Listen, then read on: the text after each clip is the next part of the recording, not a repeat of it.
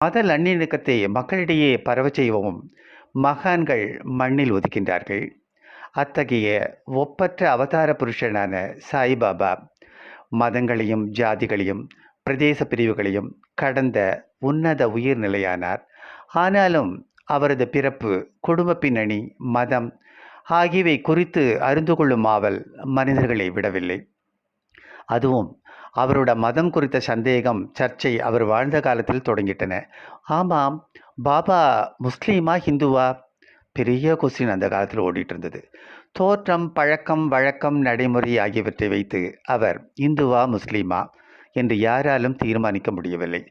தோற்றத்தில் முஸ்லீமை போல் காணப்பட்டவர் யோக பயிற்சிகளின் தேர்ச்சியில் இந்துவாக காட்சியளிக்கிறார். எப்படி நம்ம தெரிஞ்சுக்கிறது?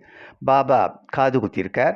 துனி என்னும் அக்னி குண்டத்தில் எப்போதும் யாகத்தையை வளர்க்கிறார்.